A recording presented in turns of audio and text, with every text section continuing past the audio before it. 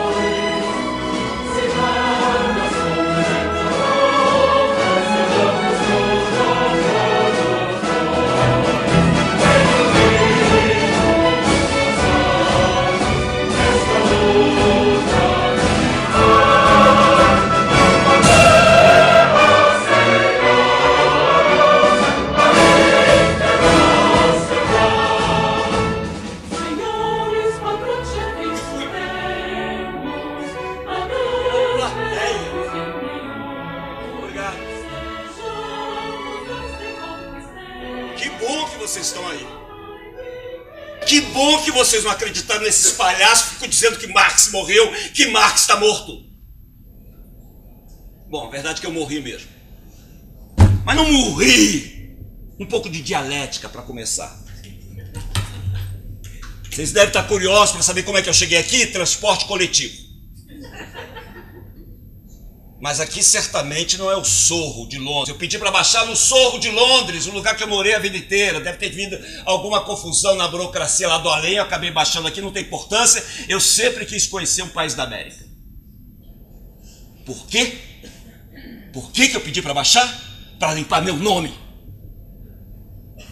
Eu fico lendo os jornais de vocês, que fico falando há mais de 100 anos, Marx morreu, as ideias de Marx estão mortas.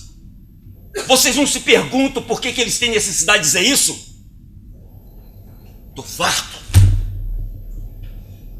Por isso que eu exigi voltar. Eles lá têm umas regras, umas burocracias, eles te deixam ler, te deixam ver, mas não te deixam viajar. Eu protestei, claro. Tive apoio. O Sócrates falou que uma vida sem viajar não faz sentido. O Buda meditou, o Gandhi jejuou e os outros ficaram calados, todo mundo morto nessa altura da vida. O que eles têm a perder? É que eu tenho uma certa fama de agitador. Mas para vocês verem como vale a pena protestar, mesmo no além, eu protestei tanto, mas tanto, que ele falou assim, vai! Ele fala assim, vai! Você tem 1 hora para fazer uma palestra lá na Terra. Mas presta atenção, nada de indignação. Eles acreditam na liberdade de expressão até certo ponto, são liberais. Então eu voltei, tô aqui. Curta temporada. Vocês podem espalhar, pode filmar, pode fazer transmissão ao vivo, o que vocês quiserem. Mas eu vou logo avisando desde o início. Eu não sou marxista.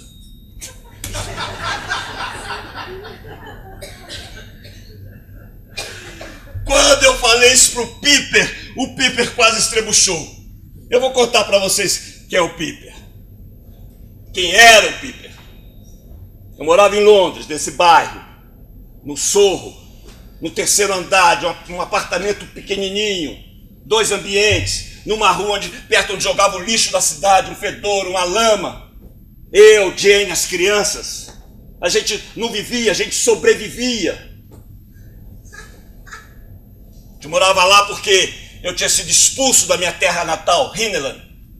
Por que eu fui expulso? Porque eu tinha feito uma coisa dita perigosa. Eu acreditava naquela época que ser revolucionário era falar a verdade. E naquela época tinha umas terras onde tinham árvores, terras grandes mesmo. E essas árvores tinham galhos, e os galhos apodreciam e caíam. E as pessoas pobres iam lá e pegavam os galhos para se aquecer, para fazer fogo. E a polícia ia lá e prendia as pessoas pobres. E naturalmente, eu era editor de um jornal, fiz um editorial dizendo que não havia, que era um absurdo aquilo. Eles então censuraram o jornal, eu fiz outro editorial, aí sim eu disse que não havia liberdade de expressão na Alemanha. Eles, para provar que eu estava certo, fecharam o jornal. É guerra. O último número eu escrevi bem grande na capa. Revolução, pronto, aí me expulsaram. Expulsaram, mas não foi para Londres não. Foi para Paris. Para onde iam os exilados. Paris é uma maravilha. Qual outro lugar, qual outra cidade do mundo que você se senta com seus amigos no bar, fica tomando vinho a noite inteira, contando mentiras de como você era revolucionário no seu país de origem? Se você for exilado, vai para Paris, melhor lugar.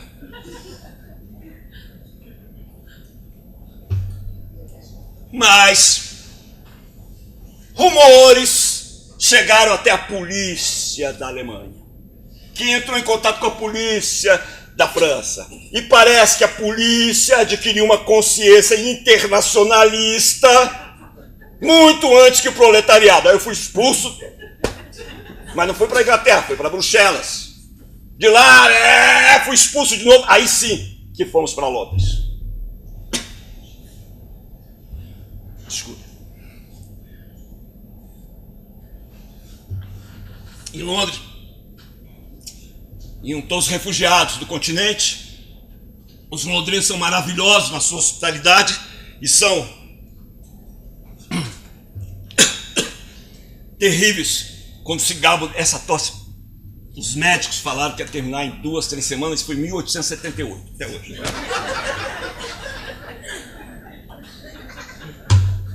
Mas eu estava falando do Piper. O Piper era um desses refugiados que entrava e saía lá dentro de casa. Mas ele era puxa-saco. Ele lambe-botas. Vivia girando em torno de mim, parecia uma abelha. Parava a 20 centímetros de mim para certificar-se da minha atenção.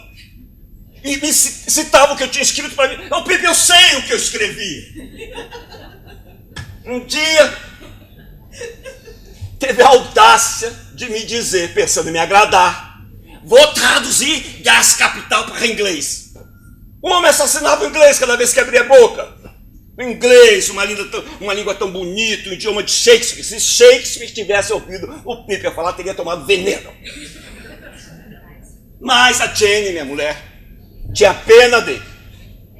E convidava ele para jantar de vez em quando. Uma dessas noites ele chegou e falou: fundamos Sociedade Marxista de Londres. Sociedade Marxista, o que é isso?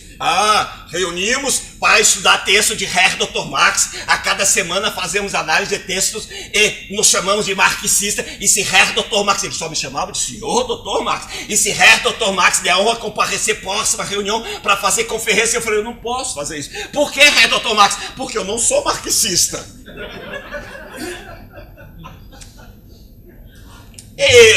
Eu não me importava com o inglês mal falado do Piper.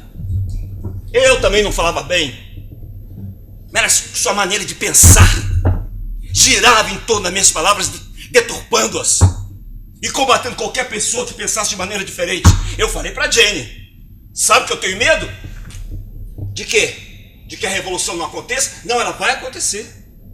Ela vai acontecer. E vai ser feita por pessoas como o Piper, que são bajuladoras quando estão fora do poder e abusivas no poder. Dogmáticas, falarão em nome do proletariado. Formarão um novo clero, nova hierarquia, com expulsões, pelotões de fuzilamento. Tudo isso em nome do comunismo. Dividirão o mundo em países capitalistas e países comunistas. Atrasarão a liberdade comunista em mais de 100 anos. E depois teremos que fazer outra revolução, e mais outra para limpar toda essa merda.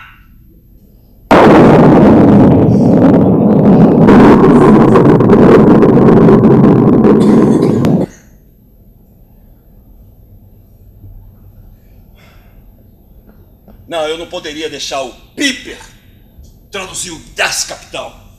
Isso aqui, ó. 15 anos. 15 anos nas piores condições do Sorro. O Sorro era uma cacofonia de vozes, pessoas gritando, anunciando seus produtos, seus preços. De manhã, quando eu saía de casa, encontrava pessoas dormindo na sarjeta, na chuva, na lama. quando eu ia a caminho da excelente biblioteca do Museu Britânico. Lá eu lia sobre economia, economia política, o dia inteiro. O que é pior do que ler sobre economia política? Escrever sobre economia política. De noite, quando eu voltava para casa, naquelas ruas escuras, aí eu encontrava ex-combatentes da Guerra da Crimeia, alguns sem pernas, outros cegos. Aí os críticos vêm e diziam o que sempre dizem dos escritores radicais. Não, Marx, ele escreve assim sobre a sociedade, porque ele deve ter tido algum trauma. Claro! Evidente! As ruas de Londres me encheram de raiva. E tá tudo aqui no Capital. E os de hoje? Ah, não, mas isso foi lá em 1850. Em 1850? Hoje, vindo para cá reencarnado, eu vi pessoas dormindo na rua. É isso que vocês chamam de progresso? Só porque tem carros, máquinas que voam e pessoas dormindo na rua? O produto interno bruto do mundo se lá são trilhões de dólares. Com quem não está esse dinheiro? 67 pessoas têm a mesma riqueza que a metade da população do mundo mais pobre. São essas pessoas mais valiosas do que essas? Que realmente trabalham, que realmente produzem. Vocês não leram que eu escrevi há mais de 150 anos que o capitalismo ia trazer uma grande riqueza para o mundo, mas ia distribuir essa riqueza de tal maneira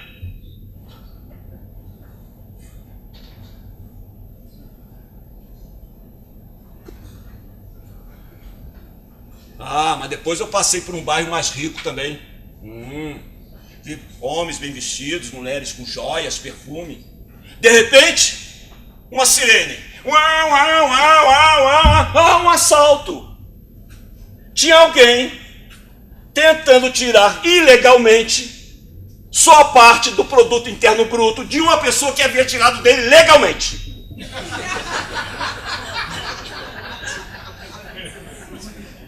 Dinheiro, mercadoria, dinheiro, essa merda!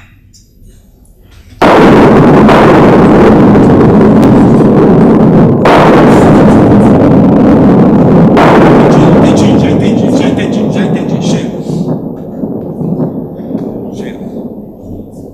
Vou falar da minha família. De noite, quando eu voltava para casa, a Jenny preparava um jantar, uma sopa quente, batatas cozidas, havia um pãozinho que o padeiro mandava. E a gente conversava sobre os últimos acontecimentos do dia, a última guerra, a estupidez dos líderes políticos, a oposição política fechada em si mesmo, a imprensa partidária, manipuladora. Parece que hoje não é muito diferente não, né? Depois afastávamos tudo, livros, relatórios, eu de um lado, ela de outro, trabalhava-se até as 3 horas da manhã. A Jenny transcrevia cada palavra que eu escrevia, minha letra era péssima. Pode-se imaginar ato mais heróico? De vez em quando uma crise, não a mundial, sumiu um livro. Ô Jenny, cadê o meu Ricardo? Qual? O livro sobre economia política? Ela pensou que eu tinha acabado o livro, empenhou o livro. Jenny, você empenhou meu Ricardo, meu livro. Calma, que semana passada nós empenhamos o anel que mamãe mandou. Era assim. Empenhávamos tudo. Primeiro os presentes da família da Jenny, depois as roupas. Teve um inverno em Londres que eu fiquei sem meu casaco. Vocês podem imaginar o que é o inverno de Londres sem casaco? Teve uma noite, não, foi um dia, eu saí e senti a sola do meu pé queimando na neve, aí que eu lembrei que eu tinha empenhado o sapato no dia anterior. Mas o dia que publicamos o Capital, fizemos um jantar com toalha de linho, bachelas de prata, foi o Engels que deu dia para tirar isso do penhor. Engels, um santo, não tem outra palavra para descrevê-lo. Era ele que pagava quando faltava água e gás, por falta de pagamento, ele ia lá e pagava. A família dele tinha fábricas em Manchester. Eu sei que você está rindo. Vai dizer que o Capital me salvou, não é isso? Mas ele nem sempre entendia nosso problema. Às vezes não tinha dinheiro para comer. E ele trazia vinho. Teve uma noite de Natal que não tínhamos dinheiro para comprar uma árvore. Ele trouxe uma caixa de champanhe. Aí ficamos ali a noite inteira, sentados no chão, em volta daquela árvore imaginária, cantando músicas de Natal. Já sei agora que você está pensando de novo. Marx, ateu, cantando músicas de Natal. Eu sei, eu escrevi. A religião é o ópio do povo, mas nem todos leram a frase completa, a sentença completa. A religião é o ópio do povo, é o alívio da criança oprimida, é o coração de um povo sem coração, é o espírito de uma época sem espírito. Eu sei, o ópio não é solução, mas é um alívio, eu sei disso por causa das minhas hemorroidas. E o mundo sofre do terrível padecimento de hemorroidas. Eu não consigo parar de pensar na Jenny, de como ela pegou nossas coisas e as duas crianças que tínhamos na época, atravessou o Canal da Mancha e fomos morar naquele apartamento frio e úmido. Lá ela teve mais 3 crianças.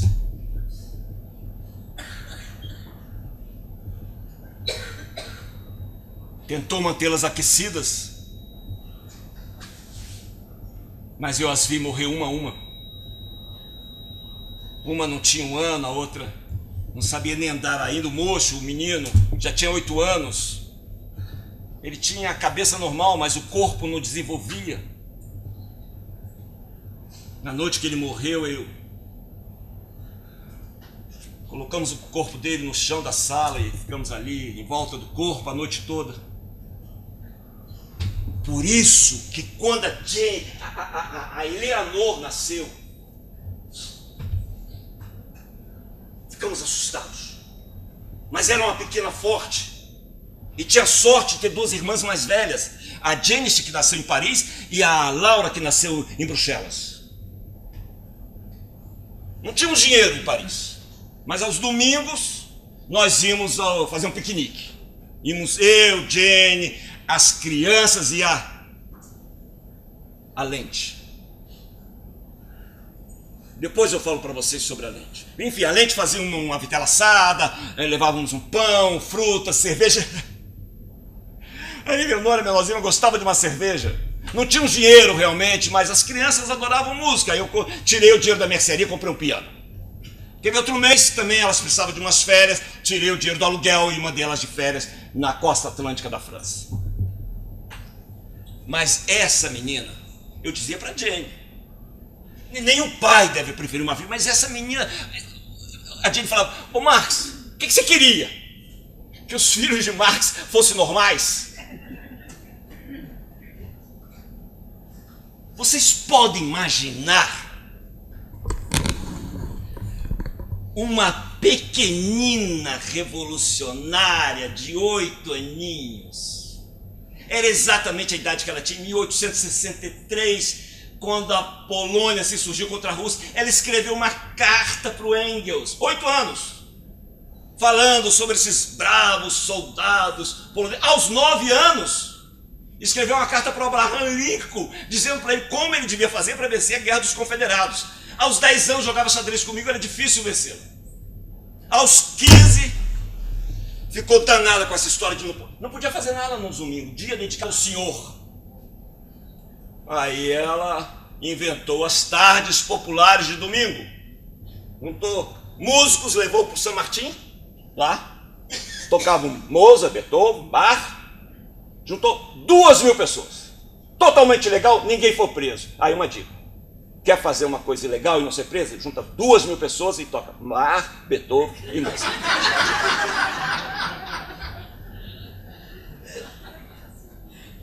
Mas não era fácil conviver com a Tussi, a gente chamava ela de Tussi. Vocês podem imaginar uma filha adolescente que vem questionar o que você escreve? Eu escrevi um artigo sobre a questão judaica. Dificílimo de entender, eu confesso. Pois ela leu, chegou para mim e falou, ô Mouro, me chamavam de Mouro por causa da cor da pele. Mouro, Por que você coloca apenas os judeus como representantes do capitalismo? Não são só eles que envergonham o comércio com avareza e ganância.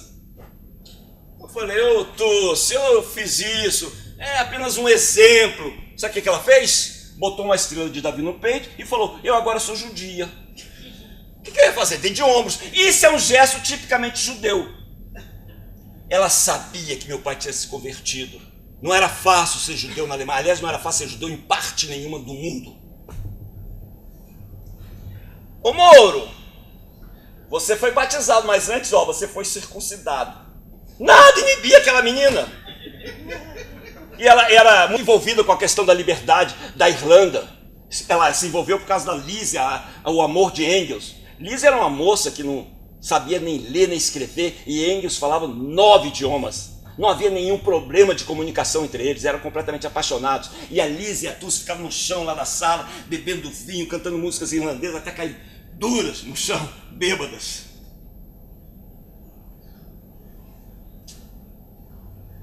Mas veio aquela noite que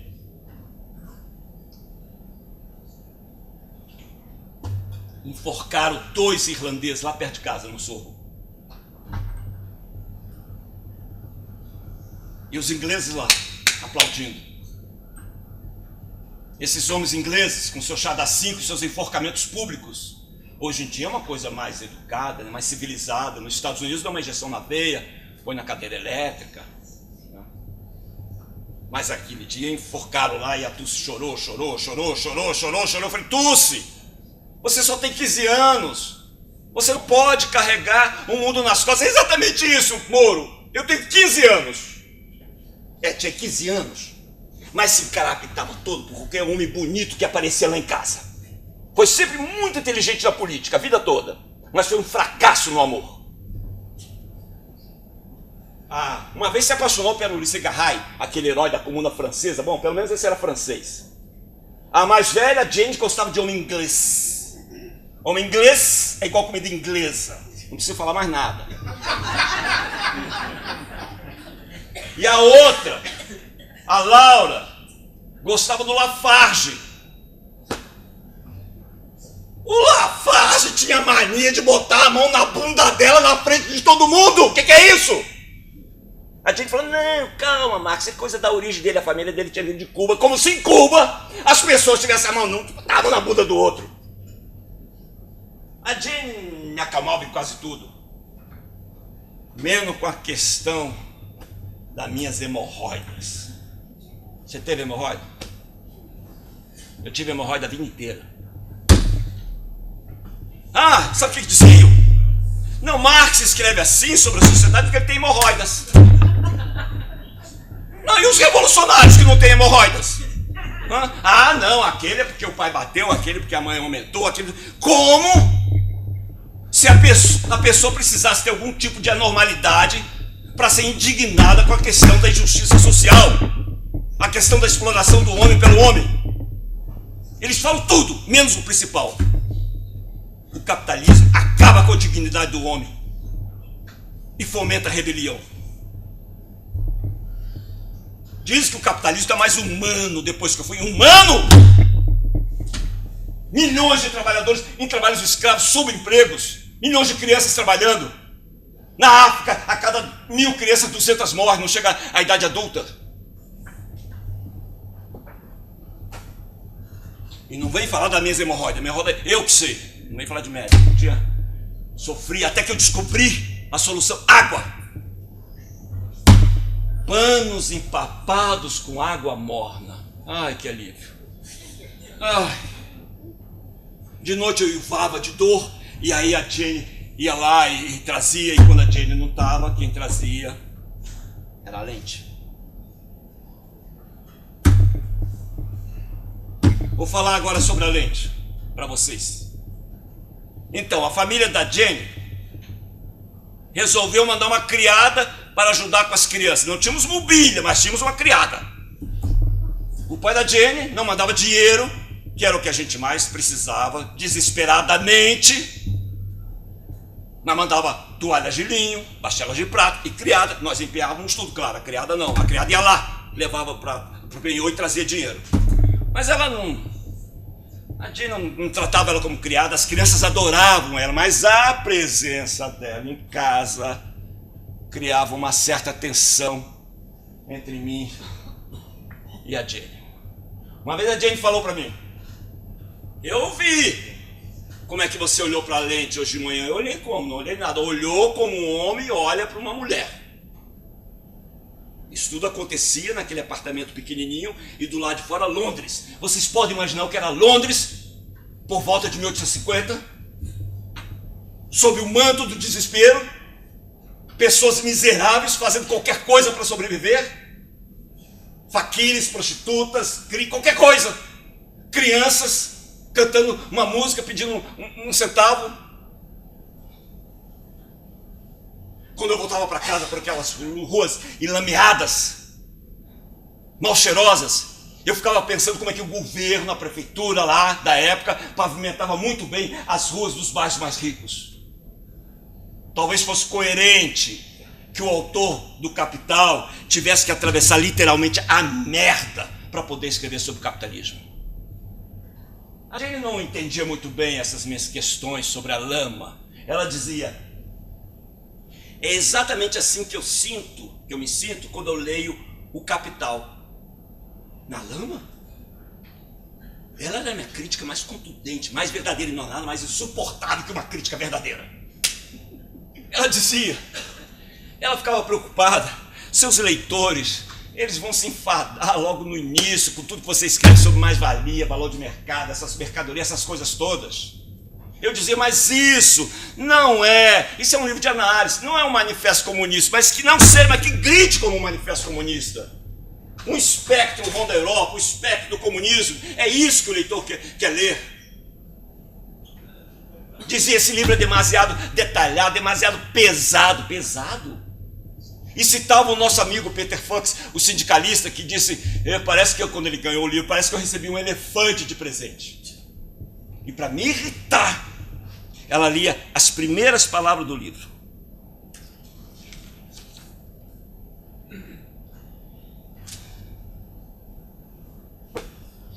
Dos fatores da mercadoria, valor de uso e valor, substância e quantidade de valor. A riqueza da sociedade... isso é muito chato. Não, mas eu não confessava isso para ninguém, só para Jane mesmo, entendeu?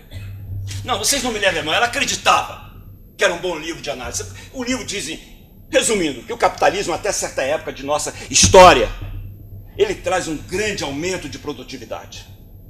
Um grande aumento de riqueza, mas devido à sua própria natureza, ele distribui essa riqueza de tal maneira que ele acaba com a dignidade não só do trabalhador, como do capitalista também. Em resumo, a burguesia, o que ela faz é cavar a sua própria cova. Você acha que nós estamos atingindo quem precisamos atingir? E vou dizer mais, os censores só deixaram passar esse livro porque eles assumiram que não entenderam nada e que ninguém vai entender nada.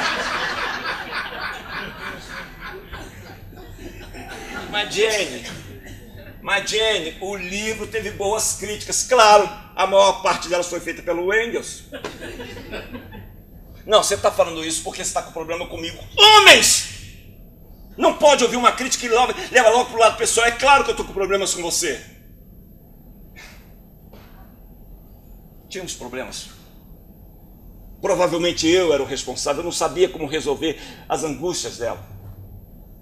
Você tem que entender, eu conheci a Jane, ela tinha 19 anos, eu tinha 17. Era linda, cabelos compridos, olhos negros, filha de aristocrata. Aristocrata adora conversar com intelectual. Eu tinha acabado de fazer a minha tese sobre doutorado de a filosofia comparada entre Heráclito e Epicuro. E aí quando fomos expulsos, casamos, fomos para Paris. Lá ela arranjou um apartamento em Quartier Latin, foi nossa lua de mel, tivemos a Jane. E tinha turma de Paris. O gigante, desgreado, anarquista, russo, Bakunin. O ateu elegante, Engels. O poeta santo, Heiner. O Stirner, desajeitado. E o Proudhon, que achava que toda a propriedade era um roubo. Vai ver que ele queria uma. Mas ser pobre em Paris era muito diferente de ser pobre em Londres. Eu sentia no olhar da Jenny como ela me culpava por ter que criar nossos filhos naquele apartamento úmido, onde frequentemente ficavam doentes. Ela ficou doente, ela teve varíola, ficou com a cara marcada. Eu dizia, você continua bonita, mas isso não funcionava. Eu queria muito que você tivesse conhecido a Jenny. O que ela fez por mim não dá para contar. Ela, desde o primeiro dia, ela soube que eu jamais teria um emprego como qualquer outro homem. Eu tentei. Mandei uma vez uma carta para a companhia de trem. Eles me responderam, caro Herr Dr. Max, muito nos honra o seu pedido de emprego. Nunca tivemos um doutor. Mas para preencher essa vaga tem que ter uma boa caligrafia.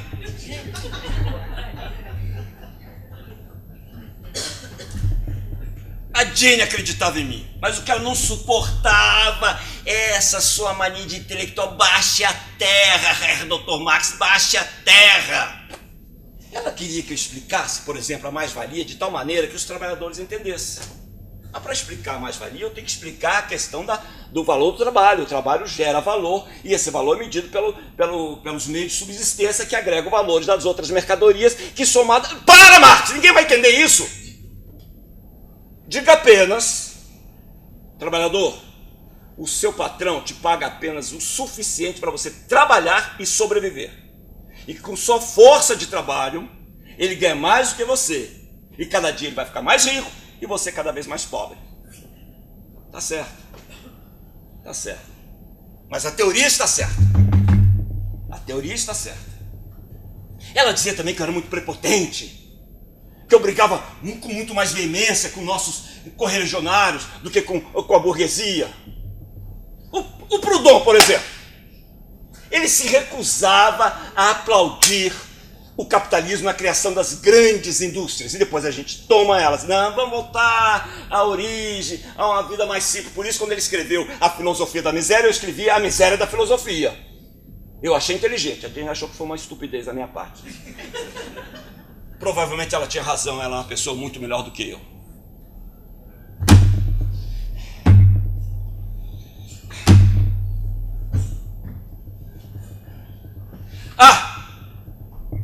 Ela dizia para mim assim, Marx, larga esses seus leitores intelectuais, se dedique à causa dos trabalhadores. Por isso, ela me apoiou quando eu fui convidado para presidir o encontro internacional dos trabalhadores. Foi no São Martin, tinha 2.000 pessoas. Os trabalhadores do mundo devem se unir contra as políticas internacionais de seus países, que são preconceituosas e fomentam a guerra. Devemos nos unir, além das fronteiras nacionais, para reivindicar leis justas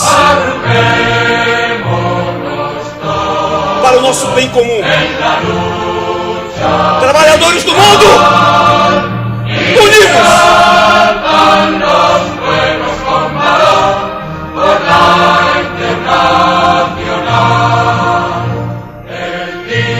Isso a gente gostou.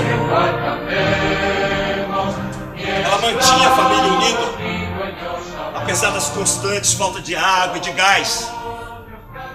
E lutava pela emancipação feminina. Ela dizia que essa coisa de mulher ficar cozinhando, remendando meia, minava a energia dela e nem parava em casa. Dizia que eu e Engels eram muito bons na teoria sobre a questão do gênero, mas na prática não fazíamos nada.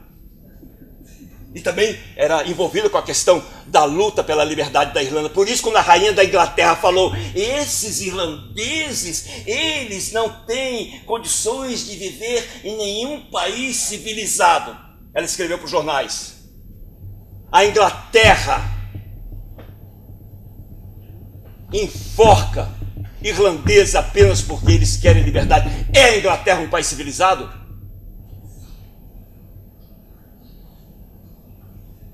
Nós tínhamos problemas. Ela dizia porque ela não era mais bonita, como na época que eu cortejava, eu ficava irritado com isso. Ela dizia que era por causa da lente, eu ficava mais irritado ainda. Ela dizia, tá vendo, é verdade, por isso você fica irritado aí, que eu ficava danado da vida mesmo.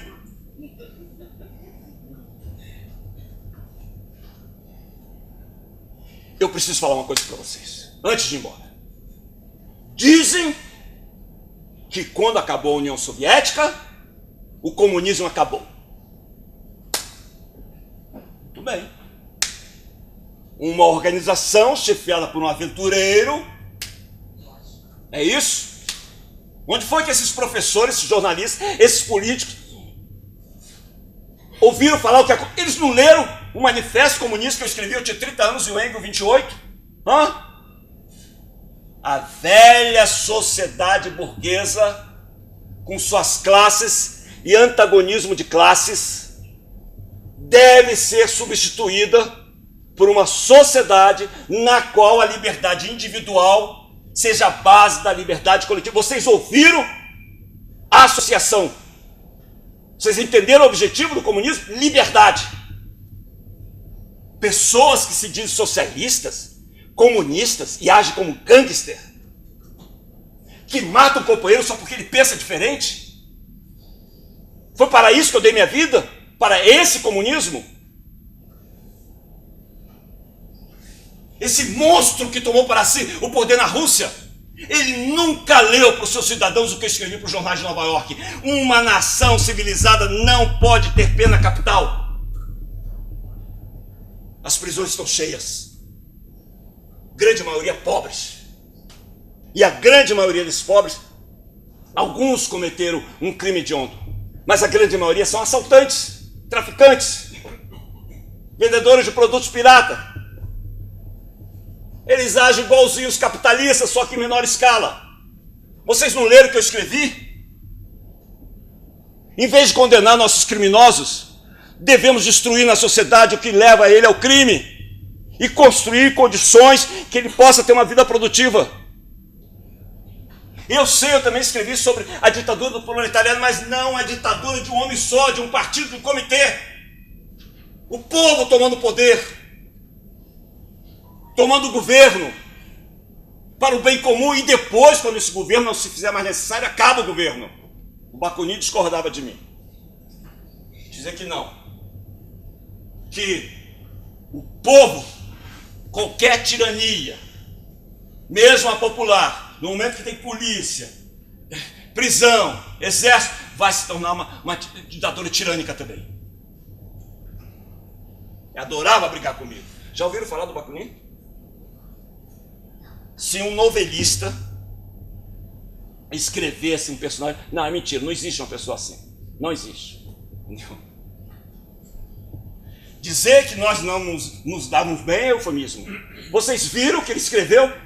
Quando eu e Marx estavam escrevendo, eu e Engels estavam escrevendo o Manifesto Comunista? Marx e Engels são, principalmente Marx, são profundamente burgueses. Eu, burguês? Claro, para ele que resolveu viver como um porco, qualquer pessoa que tivesse um teto sobre a cabeça, tomasse um vinho, tivesse um piano na sala, era burguês. Mas eu admirava ele, admirava. Foi preso na Sibéria, fugiu. Andava pela Europa fazendo revolução. Ele desejava um mundo anarquista. O único anarquismo que ele conseguiu foi dentro da cabeça dele. Uma vez em Bolonha, numa revolução lá dele, ele levou um tiro dado pela própria pistola, quase morreu. Mas ele era um homem, assim, sabe, um homem que quando uma mulher rejeita, aí que ele quer mais mesmo. Já viram alguma fotografia dele? Enorme! Cara cerrada, barba grande, não tinha os dentes, careca, usava sempre um gorro na cabeça. Não lidava com dinheiro. Se tinha, gastava. Se não tinha, pedia emprestado, não pagava nunca. Não tinha casa também. Vivia na casa dos camaradas. Entrava numa casa, eu vou dormir aqui, quero comer aqui. Em uma hora estava mais à vontade que o dono da casa. Uma vez estava eu jantando com a Jenny. Ele apareceu. Tomamos um susto, porque a gente achava que ele estava na Itália. Ele estava sempre em alguma parte do mundo fazendo uma revolução. Ele bateu na porta, entrou, deu boa noite, não esperou resposta. quase derrubou a porta, sentou, começou a comer um pedaço de queijo atrás do outro, tomar um copo de conhaque atrás do outro. Eu falei, ô, Bacuni, calma. Toma vinho, é mais barato. Tomou um guarda, que vinho. Vamos tomar conhaque, abre mais as ideias. Daí começou o show. Gritando, exortando, brigando, mandando, e eu tava furioso, mas foi a Jenny que falou, para, Bacuni, você tá acabando com o ar da sala. Olhou pra ela, riu, continuou do mesmo jeito. A cabeça dele era cheia de utopia, sonhos, eu queria expulsá-lo da Internacional. A Jenny falou, engraçado, revolucionário, né? Junta a seca e expulsar um.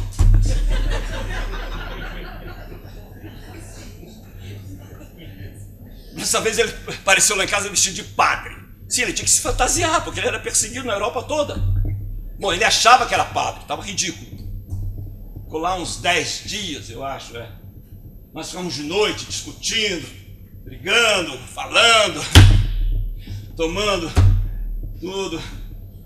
Teve uma noite que eu adormeci no meio de um discurso interminável dele. Interminável. Ele falou, acorda, Marcos, eu ainda não terminei.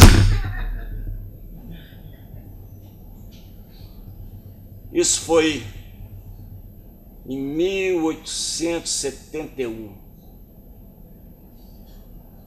o ano da Comuna de Paris. O glorioso ano da Comuna de Paris. Ele foi para lá. Os franceses entenderam ele logo. No primeiro dia, endeusaram. No segundo dia, queriam matá-lo.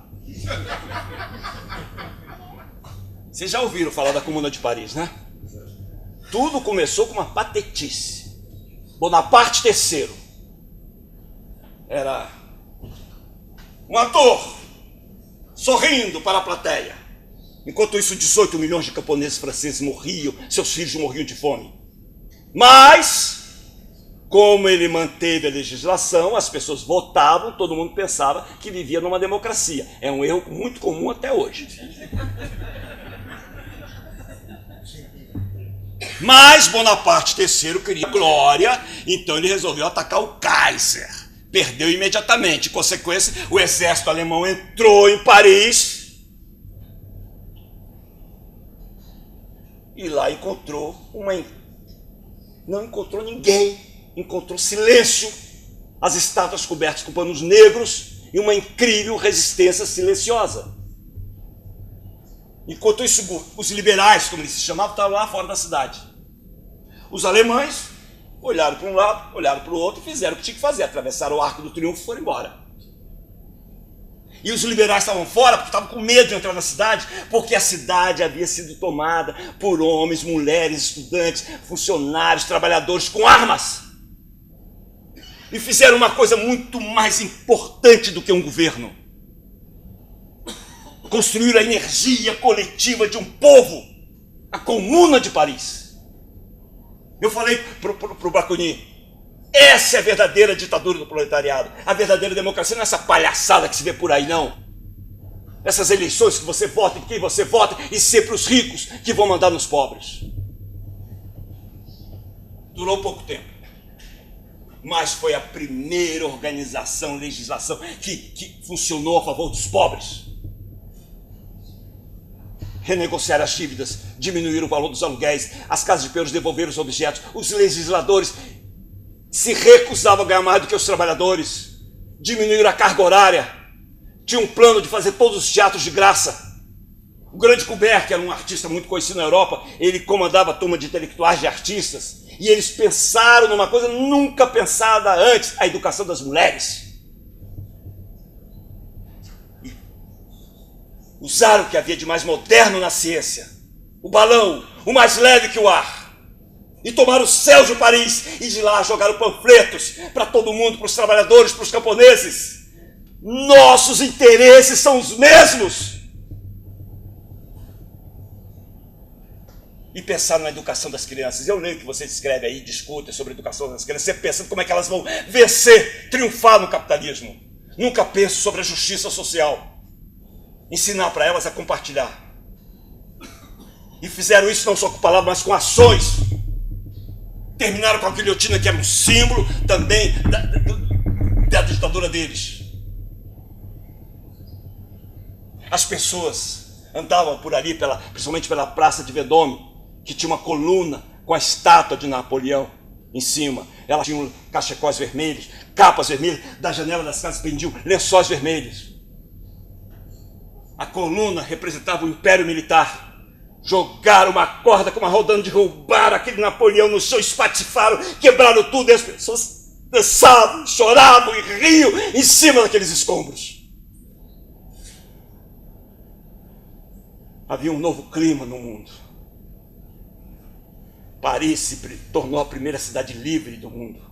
Um enclave de liberdade no meio de um mundo de tirania. Em absoluta segurança, não havia polícia, as pessoas compartilhavam suas coisas.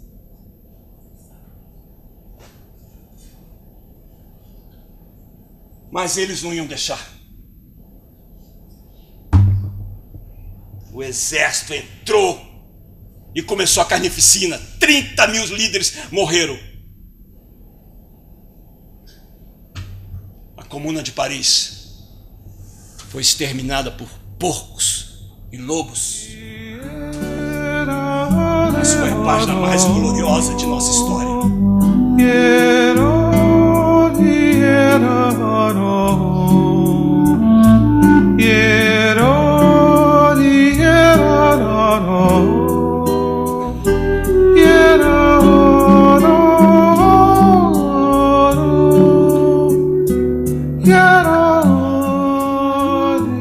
Enquanto isso, eu e Bacuni brigando lá em casa, discutindo, bebendo, discutindo, noites e noites. Eu dizia para ele: você não entende nada. Ele dizia: você que não entende. Eu dizia para ele: não podemos simplesmente acabar com a velha, temos que construir a nova sociedade em cima dos escombros da velha. Ele dizia: não, assim que tomarmos o poder, teremos que viver em liberdade imediatamente, sob o risco de perdê-la. Eu falei: você é um estúpido. Ele falava: você que é um estúpido. E a bebida subindo, uma coisa pessoal. E uma hora ele levantou, parecia um gigante pré-histórico, avançou, deu um urro, avançou para cima de mim, e ali ele caiu por cima de mim assim, e ficava aqueles dois velhos arfando, bêbados, sem poder falar, sem poder se mexer.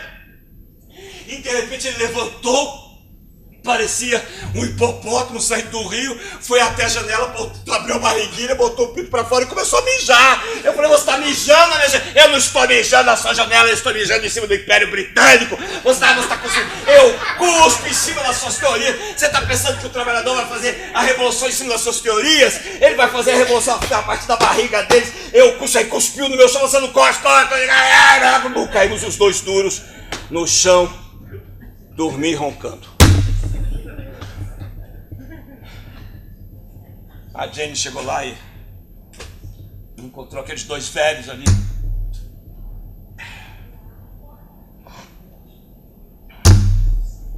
Mas eles não iam deixar mesmo a Comuna de Paris.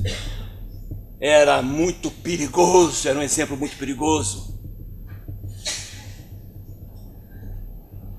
Não só acabaram com a Comuna, como acabaram qualquer vestígio dela. Eles fazem isso até hoje.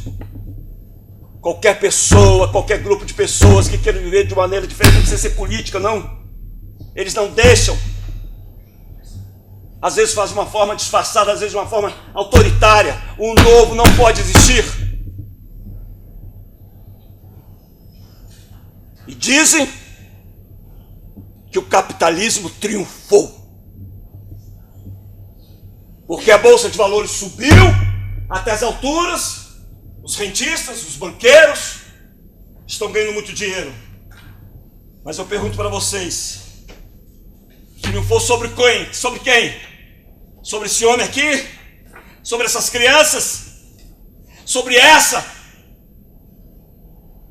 Sobre quem o capitalismo triunfou?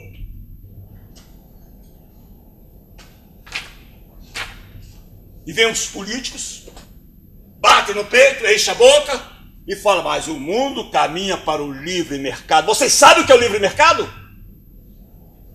O neoliberalismo, quando o governo abandona os pobres e se volta totalmente para os ricos.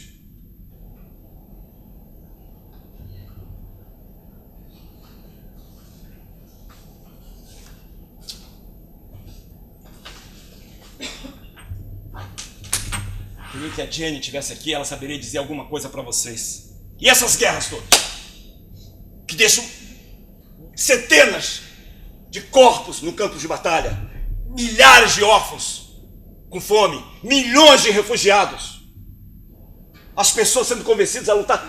Fronteira! Pare com isso!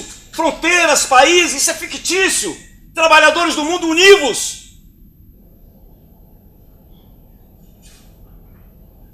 As pessoas sendo convencidas a lutar por causa de fronteira, morrer, matar. Eu errei quando eu não previ a inteligência desse capitalismo, desse doente, desse enfermo se manter vivo. E vem os pregadores religiosos, Jesus vai voltar. Jesus não vai voltar não, com isso ele não volta mesmo. Eu errei. Erro de cálculo talvez de 200 anos, quando eu disse que o capitalismo ia terminar lá atrás. Mas vai acabar. Isso não pode continuar. Não é possível. Não se pode enganar todo mundo o tempo todo. Abraham Lincoln falou isso. Quando as pessoas perceberem o senso de justiça e vão se unir. Isso já aconteceu antes, vai acontecer em maior escala. Eu sei. O capitalismo trouxe um grande aumento, um grande desenvolvimento na tecnologia, mas devido à sua avidez por lucro, cada vez mais, ele transforma tudo em mercadoria. A arte, a beleza, as pessoas são transformadas em mercadorias. Todo mundo tem que se vender para sobreviver.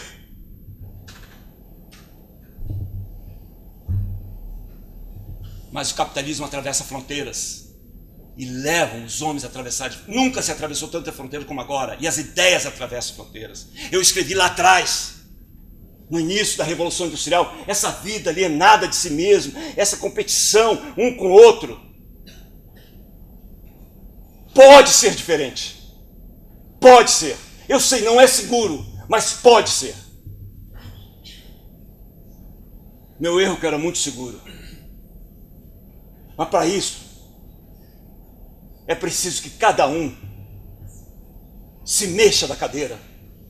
Faça alguma coisa, por menor que seja. A Rosa de Luxemburgo falou, você só percebe a corrente que o prende quando você se mexe. E não precisamos mais falar de capitalismo e socialismo. Vamos falar apenas da imensa riqueza que existe no mundo. Saúde, alimentação, moradia, lazer, trabalho, para todos. E não me perguntem quem merece. Nós todos merecemos.